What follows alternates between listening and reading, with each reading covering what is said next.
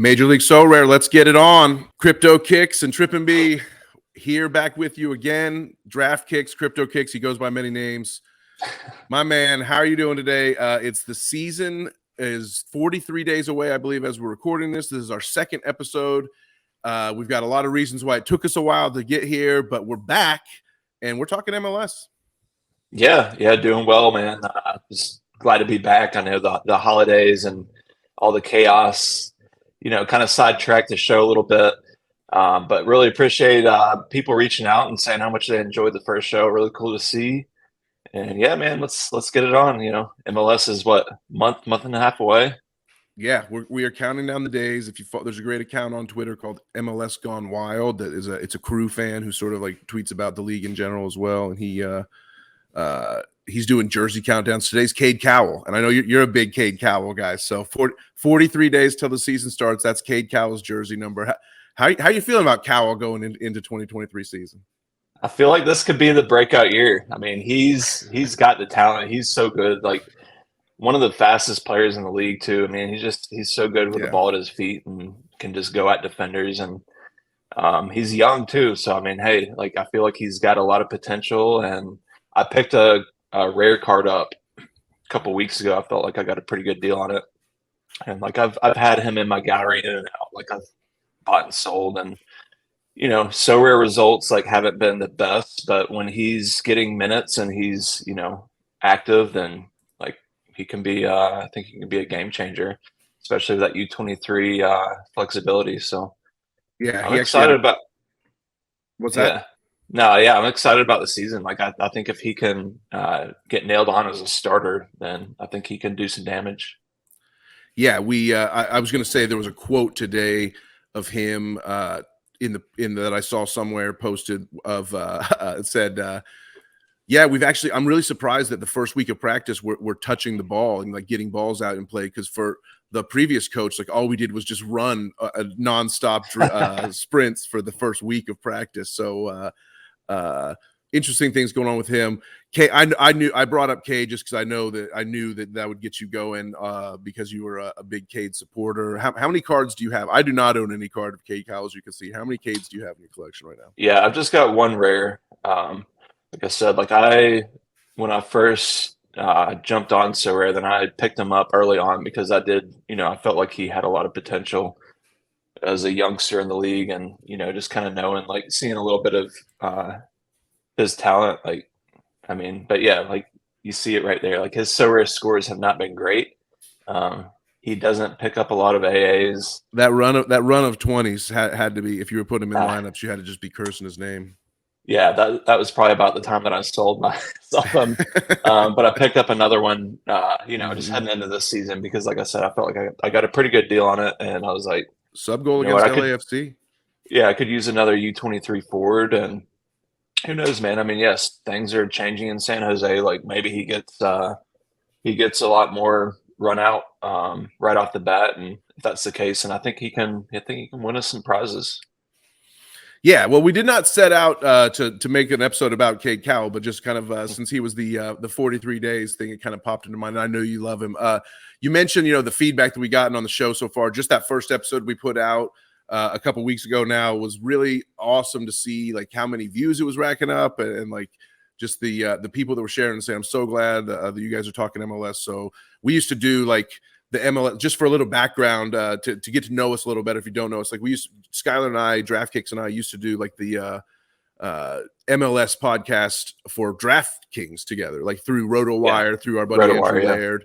And we would do the show with Andrew and with JD also. Shout out to JD, who's shout out to Bazo. Yeah, Bazo does a little bit of Sorare on the side of his busy life. Right. But we've been talking MLS together for years and years and years. So it's great to like bring it to the Sorare world. And you're like very involved with MLS. You've been like, you're the MLS fantasy king, not to brag on you, but tell everybody a little bit about like what you do with that game and whatnot. Yeah, that's kind of how I got my start. Just right out of college. We're talking back like 2003, 2004. Started, living that office life and trying to play some fantasy sports to keep things interesting. And MLS had a fantasy game, and I started playing MLS fantasy. Got really just engaged with that, and ended up taking the whole thing down, which at that point they offered like a VIP trip to MLS All-Star Game, VIP trip to like, opening kickoff, which they called like MLS First Kick. Got to see like FC Dallas against New York Red Bulls back when Thierry Henry was playing, which is really cool. And then MLS All-Star Game, I got to see them play against Chelsea in Philadelphia. I think it was like 2012 or something. And so that all came from like winning the actual MLS fantasy game, which is kind of, I would liken it to like FPL or whatever. Like if any of the viewers that like, I'm sure there's not as many people watching that play MLS fantasy as opposed to FPL, but it's they call it FMLS, right? Like FMLS. And so which sometimes you're thinking to yourself FMLS, but no doubt, no doubt. I'm sure at some point during the season we'll be saying that. But so that's kind of how I got my start, just getting involved with MLS. I actually met some of the, I guess you could say, the suits or the higher ups, like at one of those trips that I won, and they're like, "Why aren't you writing about MLS fantasy, for the site?" And so one thing led to another, made some contacts, and and so I've been writing and being involved with the MLS fantasy game for maybe close to 10 years now. And doing like player rankings and analysis, like week by week, like you tell people who to play and stuff like that. So and that goes directly to the MLSsoccer.com. And then it's evolved a little bit into a little bit more of a role as far as my involvement. It's not just articles and stuff these days. It's pricing players. When new players join the league, I have to assign a price to them, plug them into the fantasy game. So doing some stuff on the back end, helping out a little bit with their social media at MLS Fantasy on Twitter. And so, it's been fun, man. I mean, it's been a fun ride, and I'm grateful for the platform. And then to be able to like have Sorare to carry that over to, it's been a lot of fun. And hopefully with the the people not asking you to give anything away or whatnot, but like with your connections and contacts within the league, like hopefully we'll see like more leagues, like we'll see MLS embracing Sorare and realizing what they have in their Sorare partnership even more, and finding ways to like incorporate game tickets and experience prizes and things like that for this league. We're hoping, like all of us MLS players want to see that happen, and hopefully we might be able to break news of it on this show someday. Who knows, right? And being kind of being on on the front end of things, like I can help with MLS's partnership with Sorare, I can kind of voice my opinion here and there, knowing the ins and outs of Sorare a little bit helps. Both sides of it, and so I can try to be that in between a little bit, and I think those guys recognize that, and the people in the offices at MLS are very quick to ask my opinion on stuff, and cool thing to be a part of all the way around. Very cool. Well, we are here to talk Sorare, obviously, and one of the things we're just so jazzed about the season, right? It's like we put the banner up there, let's get it on. Like it's just like we're counting down the days. Things there's starting to be action in the market. And one thing I want to talk about goalies specifically. I think goalkeepers, especially, this is the time of where you need to like figure out your goalkeeper plan headed into the season and whatnot. So that's important. But just in general, before we get to that specific, we were bantering before the show, like it's great to see the market pick up and like things are moving in the MLS card market on Sorare big time. You noticed that recently? Oh yeah. I'm actually in a Discord chat right now with somebody trying to work a deal for Stefan Fry to Eloy Roon. Okay. And so I'm side working on that. Are you on? Well, that's what I want. So I've got 3 Fry rares. I've actually got a super rare too. But I want to turn, and I actually got a really great deal on a Fry, like 9.5% juice. I don't know. It was like 2 weeks ago. Niamame, shout out to Niamame. Like I saw it up there, and I was like, how good of was this deal? I mean, go look at the 4 card. Stefan Fry cards, and one of them is a super rare. Yeah, like, I never had any intention to pick up a third Fry, but when I saw that card, like if you can pull it up, then he's the single. He's the single. Let's get to your single owner of the card. It's almost 20 of 20. XP, like it's crazy card, and I was like, okay, well, I'm just gonna pick this one up. That's gonna be my go-to fry because it's got the 9.5%. Laird was even like, that can't be real. Like, has it just not updated yet? And I was like, it's still 9.5 in my galleries. So the plan is to, the two others that I hold, maybe turn one into a different keeper.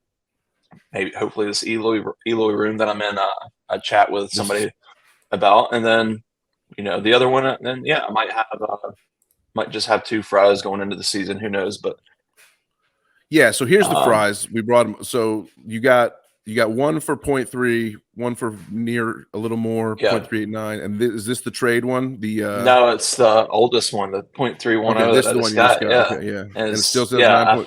It's got 11. Bad for the This guy's been in training. this card has not missed training. Yeah. Click on it and see the history. And you didn't mention your limited also. Come on, you're holding 5 fries. This guy's one twisted ankle away from going to be a park ranger for the rest of his life. But what did you want to say about? I think he's got 2 more. Like, if you click on the card real quick, I mean, we don't have to spend too much time on it, but click on the card that I picked up. 3.310. Yeah, like pull the card up if you can. Gotcha. Sorry, I was on the wrong. I need to share this tab instead. So I clicked the. Yeah, I forgot that clicking on Sorare data opens up like new tabs. Yeah, so you've got the 9.5% power. Like, look at that XP level 19. One owner, and I picked it up for 0.310. I think they're going for close to 330. Yeah, Niamame won him at auction for $100, and a couple of years ago. He 4x'd his investment. Hey, but look at the prizes real quick. Go up to the SoFi rewards. Like, it's just insane to see the rewards that this card picked up. Total is 12 cards earned and 2+ ETH. He won a Boo, a Spria. He won a Marcinkowski. He won an Efra Alvarez. That's a nice win. Yeah, Tyler Miller. Tyler Miller back then was a good win for sure. Yeah. And, I mean, there's something to be said when you pick up a card like that. You just kind of marvel at, like, the history of it and stuff. And especially when you think about like Fry being injured for a lot of this time, it's really a strong history for sure. He missed half of a season in this stretch and still came strong. Yeah, but you're right. Like it's kind of like a so rare artifact, this specific card, this Stephen Fry 49 of 100, 2020, 21 this is like 49 of 100 may be one of the most successful rares in his class, his cohort of 2021's cars and things like that. It's just kind of interesting to think about things like that. And hopefully someday, I assume as things develop, it'll be easier to track that kind of stuff for sure. Yeah. Did he ever win a podium? I'm looking through the finishings here. Yeah. Is this a podium Fry? It doesn't look like if he doesn't, then he's going to win one this season with me. So there you go. That's going to be my go-to Fry. Yeah. So just with that power boost, then I was like, okay, I'm just going to go ahead and pick up one more. The other two, then I might try to flip one into another keeper. Maybe both of them into another keeper. I'm not, Stephen Fry, like you said, he's getting old. He's getting up there. He's had some injury history. I'm not like saying that he's just, nailed on top keeper in the league. But hey, I think Seattle's going to be on a mission this season. I think they left a lot to be settled last year, not making the playoffs, and feel like they're in for a bounce back season. And Fry, he just signed. I think he signed another 2-year deal. So I think he's at least locked in for this season, and he's cheap enough to where I was like, I can invest in him. I can pick up a super rare, have a few of them on deck to maybe either flip and make some ETH off of, or turn them into another keeper. And so that's kind of that's why I've got so many fries in my gallery right now. Just price, and I feel like he can deliver some good results too. Just in general, like talking to the listeners, what's your strategic take on like having all your eggs in one basket? Like, you don't want to go into the season stuck with 4 fries, and like if he has a good game, then all those lineups shoot up. But if he has a bad game, then he can kill multiple lineups. Is it better to spread it out and be diverse, or is Fry good enough and you believe enough in the Sounders that you're just gonna be jamming them in? Because I ran with 2 Stuvers for all of last year, and I was happy to do it. I was like Brad Stuver twice in like. Sometimes he's in my global, sometimes he's in my all-star, sometimes he's D3, D4. But I was always happy to run 2 Stuvers, but people have told me, oh, like you're more fragile that way. What's your take on the situation? Yeah, I don't mind having multiples. Like, actually, that's kind of my strategy in general, is just picking up when I do, hone in on a player, then I'll usually pick up super rare, limited. Like I just picked up a Ryan Gauld, got a rare, and then I was like, hey, I'm gonna go ahead and just throw a limited in because when I'm building my lineups, I do like to correlate a little bit. Just if I really feel like one's gonna pop off, I love to be able to run them out in both rare and limited, super rare if that's a possibility. But yeah, as far as keeper goes, I mean, yeah, I like to have one on hand and then maybe one to play around with if I want to flip it or if I want to. Yeah, I mean, you can't like with as many contests that are opening up, then you can like have a couple to roll out and be okay with it as long as you know that they're healthy, that they're starting. I'm fine with that. But yeah, in general, then yes, that's kind of the like I said, I'm hoping to come off at least one, maybe two of my fries and spread spread my eggs out a little bit.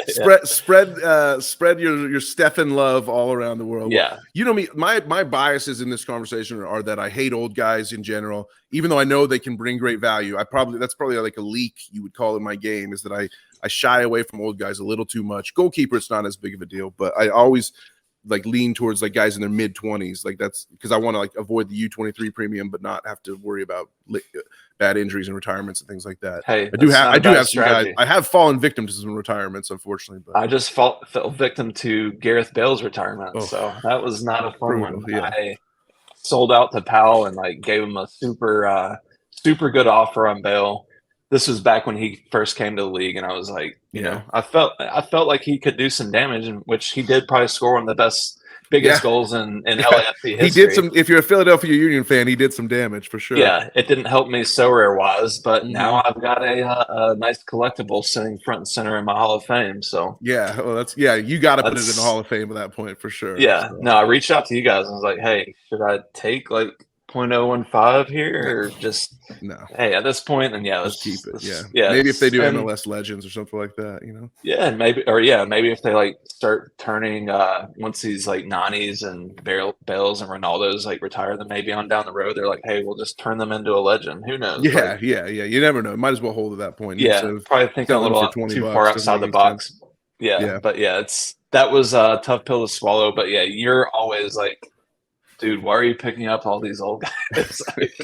It's kind of my thing. Yeah. And hey, that's case in point. Like, I just basically went from a 0.25 ETH valuation to like a 0.02. Yeah, exactly. Hey, we lost 90% on Bale. It's fine. Yeah, no biggie. Yeah, that was rough. But yeah, man, I get it, and that's part of like the strategy with Sorare is you've got to be aware of stuff like that. You've got it, and I promise you, I was trying to pawn him off on Powell, like trying to work him into a deal and a couple of other deals, and just I kind of had a feeling like after World Cup, I was like, okay, something's up with Bale. Like I don't LAFC were making moves. They just brought in Stipe. I can't think of his last name right now, but Miocic or something like bringing in players to where you're like, okay, they have other plans for their attack. And right. So yeah, exactly. They still might have to re-sign Arango, right? I mean, Arango I think is going to re-sign, but when you start seeing stuff like that happen, you're just like, okay, Bale's getting old. He says he's not going to retire, but you kind of just so I mean, you gotta make. And his announcement was kind of sudden, right? I mean. Yeah, it was kind of sudden. Like I think he even said after World Cup, he's like, "I'm not ready to retire right now." Okay, let's hold on to it, see if he can do some damage. First part of the season, and then sell him. But yeah, I mean that's you got to factor that in, like just like we were doing with Emmanuel Reynoso for Minnesota. News was going around that he could possibly be going back to Argentina because he he did pistol whip. I mean, he pistol whipped some kid at a bar. I guess. I don't want to minimize it, but it's just kind of a funny story. Yeah, and it turns into like, like kind of like it was a small thing that got turned into a bigger thing. I guess what it feels like. But yeah. So not without minimizing something like that, but at the same time, we were all scrambling. Like, well, if he's going back to Argentina, go to court, he could go to jail. Like, we don't want him in our Sorare gallery. So I think you've got his super rare. Like we were both like scrambling, posting him up on for sale. And yeah, you got to be mindful of that kind of thing, and it's all part of the Yeah, fun, I and as guess. of this recording, Reynoso just has still not reported to camp, as far as I know. I think Yeah, I he's think he's on going the to. way He's back. expected to, but Yeah, yeah, he just has not quite gotten there. Most teams have yeah, been starting up already, and there's a few players missing in camps across the league. But I yeah, do want to point out real quick, just because you brought it up, that your Gareth Bale investment did not go 100% in vain, because he helped you win 2 National Global Series oh my World gosh, Cup man. cards. You won Yeah, Pierre Koundé and Brandon Aguilera yeah, that's World right. Cup cards thanks to It's Bale. a So there candy you bar go. right there. Yeah, Yeah, thanks, Gary. yeah, if that for Yeah, sure. right. If you could sell them, I have a bunch of those cards posted for 0.0005, which is like 65 cents, and I get Yeah, offers for them for like 0.0002. And it's like, no, I'm not. You are not going to lowball me on a 65-cent posting, yeah. trying to sell this stupid international card. But Yeah, no, those are that's a whole currently other sitting episode. in Pal Traders gallery right now. I think I topped them off on one of our swaps. Really, So just those, throw them in. yeah, Yeah, so might as yeah, well. it's like, Just like, yeah, just throw them in just to at literally see no if it value, helps. but just extra cards. Yeah, for him Yeah. for his trash bin. I had the funniest joke I heard the other day. Our buddy, our chat buddy Kaiser Soze, he from DraftKings and Sorare, he was like, if Pavo rejects your order, it's like, how dare this trash can tell me it's full? You know, like, come on, you know, Pavel, your gallery sucks, but you just like get a Yeah. few good cards time to time. Hey, But hey, you're rich, so yeah. he's been, yeah, no, and he's been jacking his his fee up too a little bit. I think Mm-hmm. I mean, some of Yeah, oh, he the definitely has offers been I've doing gotten that for back, I'm sure. like, what's going on here? But hey, that's all part of it. He's been I've definitely made some good deals and been on the wrong end of some deals too, but yeah, I think it's good for the ecosystem in Oh, of general. course, yeah. It would suck if he closed up shop. I think it would be ramifications would be felt. Let's just say it that way. The other Sure. thing I mentioned biases earlier. I meant my anti old guy bias. The other bias that I bring to the whole like Stephen Fry goalkeeper situation is that I am a old school, longtime Steph Cleveland card holder from the time I got him when Fry was hurt at the beginning of the 21 season, and I got like some good games out of him and whatnot. And so I like Steph Cleveland a lot, Steph 2.0 as they labeled him at the time. I got him for like cheap as hell. I think that's actually, yeah, that was like a loan thing where some guy sent me some money. So I bought him for like 0.125 way back in the day. I've loaned him out a few times, sue me. But the rewards he's got me are pretty nice as well. For a backup that hasn't played in a long time. He was on Oh my team yeah. that won me my Julian Alvarez. He was on my that got me third place podium team. So I love Steph Cleveland. Obviously, I'm still dreaming. He's 28 years old. He seems to like it in Seattle. So I'm still dreaming of like the days when he becomes like the starter in Seattle, because I think he deserves it. And that's why I'm always so banging about anti-Fry. In reality, Fry is pretty good, and you're not in a horrible position holding him. But I do want to ask you, jumping off the Cleveland thing, like, what's your take on like having backup keepers, holding backup keepers? Where do you fall in those discussions? And like, is it worth it? Is the safety worth it, or is that ETH better spent elsewhere? I guess like that's the question. Yeah, no, I think if you can get the right price on a backup, especially if you're holding the starter, then yeah, it just makes sense. And we're seeing it right now with like the Sean Johnson situation. Luis Barraza for New York City has all of a sudden come into the forefront as a potential starter. Who knows if I mean, I think Sean John's headed to Toronto. Like, it feels like that's going to be the move. There's still a lot of talks being He was had right spotted at a now. Raptors game, is what I read somewhere. So there you Yeah. go. Yeah. Yeah, but like, if you have a Sean John, then yeah, it just made sense to have some Barrazas on hand. And now all of a sudden, like, yeah, Sean Johnson could be gone, but Barrazas all of a sudden, like, his values spiked because of that news. Right. And so, yeah, You can like, either sell him or hope that he gets the starting job and hold him.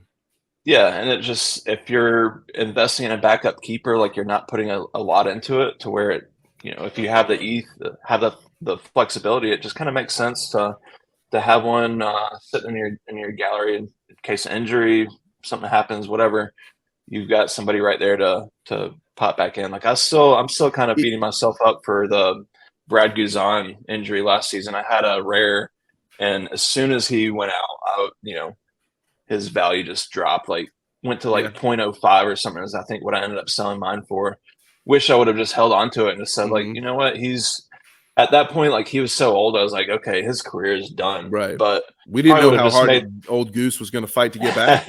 yeah. No, credit to him for grinding and getting back on track to where he looks like he's headed to be the starter, like right out of the gate. And so, yeah, like I sold it for probably what, I don't know, 0.05. And now his value is going to be hitting like 0.2 probably before the season starts. Like, right. At that point, like it would have just made more sense. And if he is the starter and keeps playing, his value could get to 0.3, 0.4, in a few weeks. Yeah. And so I'm just saying, like, it would have just made more sense instead of just panic selling, just to hang on to it. Like, let's see what plays out, like how serious the injury was. And that's, that's kind of the learning process for me, is like going through some of that stuff and like, feeling that like, oh shit, I got to sell it like right now on the spot. But no, you don't. Like, you can just hang on to it and see what happens. And then, maybe the value will come back around. Yeah, there's nothing better than a card coming back to life. We can do a whole episode on panic selling someday for sure. The question is, if you don't have a Barraza, right? Are you holding a Barraza yourself? If you had a Barraza right now and you see the value spike on all this speculation, what are you doing? What are you doing with your Luis Barraza card right now? Are you trying to sell into this hype news? Are you trying to hold on for maybe him getting a starting job? What if Sean John doesn't really go? Who knows? I feel like just seeing him firsthand, like I feel like he's starting keeper worthy. Like, and so I'm probably hanging on to him. Whether he gets the starting job right out of the gate or not, like I feel like he's got some value. And so I mean, if you've got multiples, then maybe sell one. If you've got one, then I would probably just hang on to it and just see, kind of see how this situation plays out. Do you have any motivation to go buy a Barraza before official news comes out? Is there enough upside? He's like currently like what, around 0.2-ish, I think, right? I think so. Yeah, I was looking at picking up a limited last week, and it felt like his price like super spiked whenever there was news that Sean John's in Toronto, like whatever. Right. And now it's kind of like whittling back down. I haven't looked at it in a little while, but I mean, a 0.266 floor, 0.290 offer floor with an auction that's at 0.250 and 36 hours to go. He's spiking, man. He's serious. That's no joke what we're seeing with Luis here. That's more than, you're getting like a nailed on starter and Steve Clark, which I know you're down on Houston. Hating on Houston, look at that spike, roll it up. It's like freaking climbing a mountain right there. Yeah, Steve Clark is like what, 0.28? Like I think I picked one up for like 0.28, and so you can get a guaranteed starter right now, Steve Clark, for cheaper than a speculative might get a starter. I mean, maybe not cheaper, but like in that same range. And but the floor on Barraza is 0.29. Yeah, same range. Yes, 0.29 for Barraza. For Steve-O, we're looking at 0.3. So yes, Clark is a little bit more expensive, but here's my hot take. Now starting to go up. As much as I've been hating on Houston and think Houston's gonna be horrible, I think NYCFC is gonna be probably pretty bad as well. Like I don't think like people understand how much off the cliff they're poised to fall with Maxi leaving. The full effect of a season with no Tati at all. Santi left, right? They're kind of depending on Magno to be a striker. Like, I am not big on NYCFC at all. Yeah. So, and the loss of Ronnie Delia, they never really, they did kind of get it together at the end of the season and show a little strength in the playoffs before bowing out. But just watching For the Crown, Charlotte FC like dismantle NYCFC was one of the highlights of the year last year. And I think they're looking for more games like that this year than compared to 2021 good times. Hot take, maybe. Who knows? Yeah, no, you're not wrong, man. No, they've lost a lot of pieces. I mean, even like a guy like Tennerholm, I know he's dealt with injuries lately, but like they've shipped. I think I saw a graphic of like their MLS Cup winning team from what was it, 2 years ago, 3 years ago, just 2 seasons ago. They've got very few pieces left of that, and so just completely overhauled team, and it doesn't look great going into the 2023 season. No. So I don't think that's too hard of a take, but I'm with you. Maybe a mild take. We'll see. Yeah, and it could get played out. Maybe for me to say that they'll be fighting for the wooden spoon, I guess would be the super hot take. But I don't see them as a playoff team whatsoever. So we'll see. The one thing I want to one more thing I want to talk about, sort of the big picture goalie discussions and whatnot, as we before we get out of here. And I want to show. I want to call up one more screen to share here. I want to show sort of a phenomenon. We call the show Major League Sorare, right? We're both huge MLS fans. It's really is all about MLS. But at the same time, we understand that like the MLS cards you're playing are going to be up against cards in Argentina, Mexico, Brazil, the smaller South American leagues in the America division, right? They don't have like a just MLS contest except for a few special weeklies every time. So since we're talking about goalies, I just want to show I've got here the Sorare data rankings page. Goalkeepers in America with a minimum of 10 games played over the last 15, right? So, but most of these are starters, not all of them. I don't think this, I'm not sure about Moises Ramirez here as the first ranked, but, you know, there's Rossi, Guzman. What are you noticing about all these guys that have been going down? They're all in Latin America. You're not seeing many MLS keepers here in the top 10. Not in the top 15. Yeah, the other day I was thinking the same thing. And then Eloy Room and Joe Willis and Blake finally start to pop up. I think if this were sorted by last 40, I think Blake would probably be a little bit higher. But Willis surprised me, man. Like I know he's a good keeper, but click on him, like his AAs for a keeper were surprisingly high. And I'm a little Willis just had that nervous. that one like bad run of form, which I suffered through as a Willis holder for a while. And he really struggled. It's funny to see his price here down now to like 0.4 because this time last year he was like in the 0.6, 0.7s. I'm pretty sure but he did turn in some really nice scores at the end of the season, right? Yeah, so, I suffered through this form with the DNPs, the big errors, like the 3-goal. Like he would have like he would give up 3 goals, and he'd have a big error, then he'd concede a pen. You know, it's just like that was about when I sold mine. Yeah, but they were giving what's his name, Panico was getting some looks, right, because he had played well in the cup. And I think our guy Fripp said everybody was panicoing and selling out their Willis's. Which we'll have Fripp on the show at some point for sure. Yeah, for sure. And Panico's, I mean, he's a good keeper. Like I've seen him live, and he's solid. But Willis too. Like Willis with the 100 here with the PK. Yeah, look at that 50 all around sword, and some of his all arounds. I'm like, it was eye opening to me. I'm like, I might need to pick me up. He's an upside keeper for sure. Yeah, I might need to pick one more heading into the season because I feel like Nashville, like that's their bread and butter is like defense first. I've got a Zimmerman, so I might be back on the Willis train. I know people are trying to.